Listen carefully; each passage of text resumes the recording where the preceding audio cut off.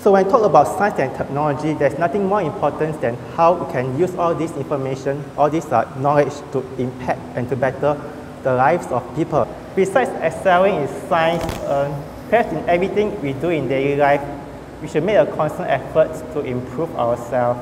Okay, someone once told me, all of us, if we assume that all of us are born equal from the day we are born, if there's no differences in our intelligence, in our physical appearance, everything, but if each of us put in 1% more efforts than your peers, than your friends, and if we were to assume that all these efforts are cumulative, that means if we can add them up every day, that means in 1 year, I'll make 365% more efforts than your friends, and over 10 years, I'll make, maybe if it times by 10, 3,650, 500 times effort more than your friends.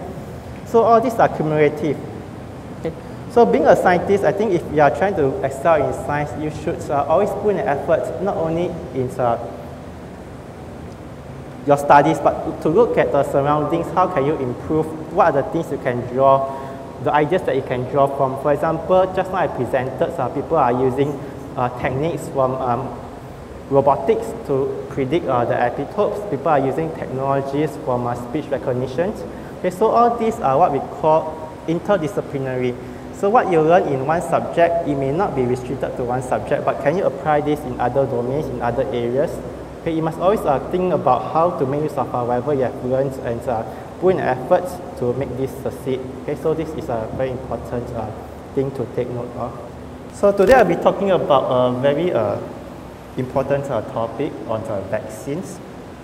This is how vaccine works in principle and why once you are vaccinated, you are better protected against different types of viruses depending on the type of vaccines.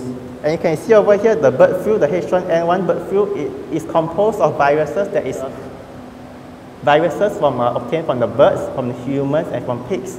So the viruses from these three organisms, they merge to become what we have, the H1N1 of today.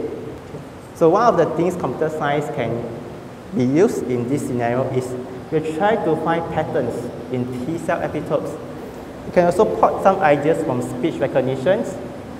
Okay, these technologies have been applied successfully for speech recognition to recognize your voice. Okay, you can make use of these technologies too to predict epitopes. Or we can even use face recognition techniques to predict epitopes. The talk was quite engaging because it was outside curriculum and we don't usually get to hear stuff like that in primary school. So it's a first for me. And I've always actually wanted to take medicine and I thought that cells and stuff like that was quite similar. So it's quite a good experience and I gained quite newfound knowledge. And it was easy to understand because the doctor actually simplified complicated scientific terms so that I was able to understand. The talk was really interesting because I never knew that you can actually use computer or technology to actually make vaccinations. I thought vaccinations were as simple as finding a weaker form of the virus and just injecting into people. So I think that the talk overall was a very fruitful one. It taught me many things about vaccines. It also taught me about how different science are actually interdisciplinary.